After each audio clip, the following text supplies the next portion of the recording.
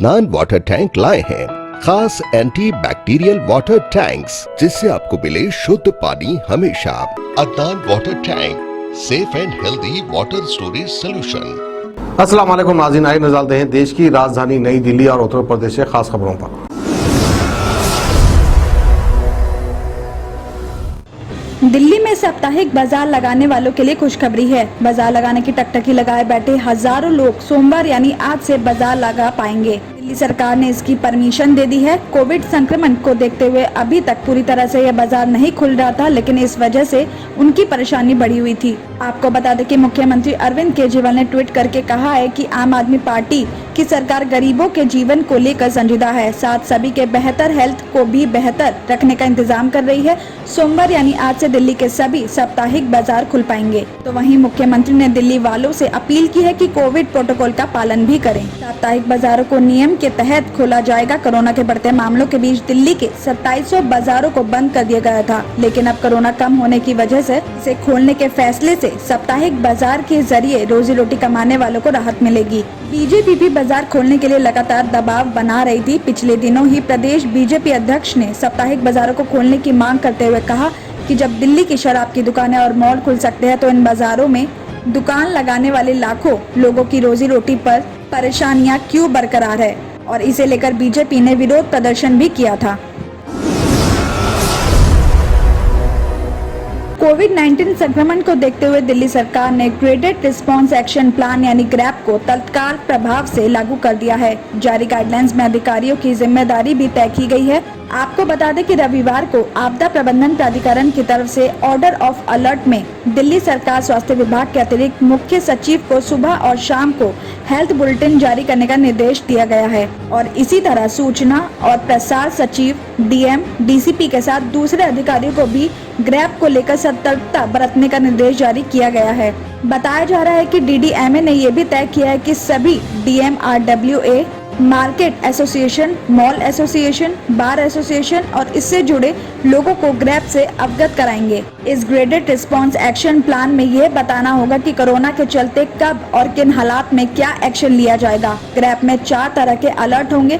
Level 1 यानी yellow alert, level 2 यानी amber alert, level 3 यानी ऑरेंज अलर्ट और लेवल 4 यानी रेड अलर्ट होगा। इसमें लॉक और अनलॉक की पूरी प्रक्रिया का ब्यौरा किया जाएगा, और साथ ही शिक्षा विभाग के प्रधान सचिव की जिम्मेदारी यह भी तय की गई है कि वो स्टूडेंट्स को ग्रैप के अलर्ट से अवगत करवाएंगे, और जारी दिशा निर्देश में सभी नौकरशाह और उससे रिलेटेड अधिकारियों को अलर्ट मोड में रहने के साथ नियमों का भी सख्ती से पालन कराने को कहा गया है। और साथ ही ये भी कहा है कि कोविड प्रोटोकॉल के उल्लंघन करने वालों के खिलाफ कानूनी कार्रवाई की जाएगी।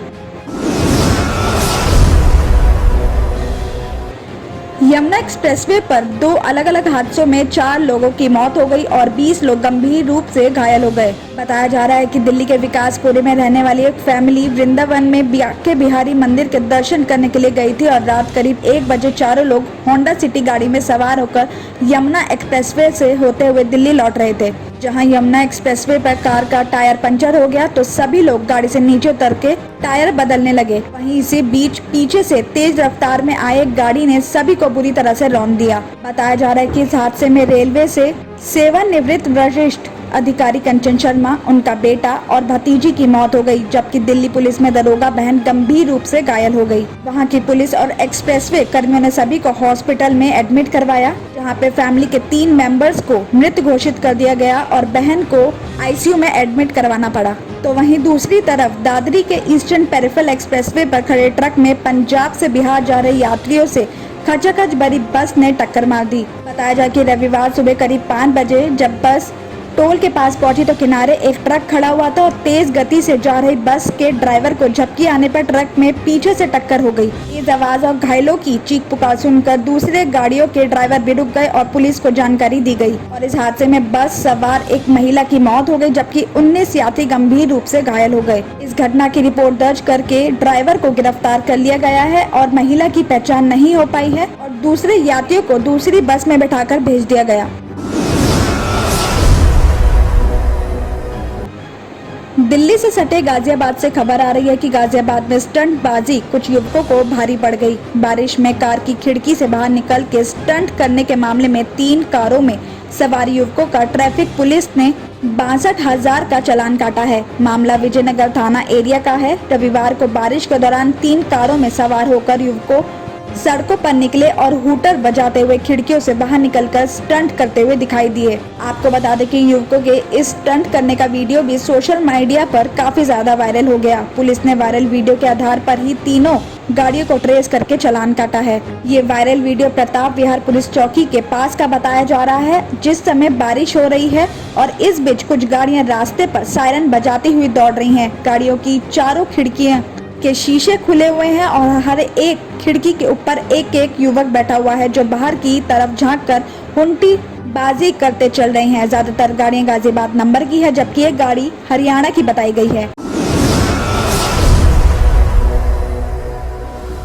जर्मन 10 हॉस्पिटल ऑर्थोपेडिक से मुताल्लिक हर मरीज यहाँ शिफायाब। इनाम याफ्ता doctor Mir Jawad Zar Khan, senior orthopaedic surgeon, advance operation theatre, ICU, digital x-ray, laboratory, physiotherapy, pharmacy, sharing और प्राइवेट रूम्स, लेडी डॉक्टर्स और डॉक्टर अर्जुमन सुल्ताना गैनाकोलॉजिस्ट की खिदमात हासिल। वाजबी फीस और मुकम्मल सहूलियात से हजारों मुतमईन। एम्बुलेंस से आरास्ता German 10 orthopaedic hospital, pillar number 150, Attapur, Hyderabad.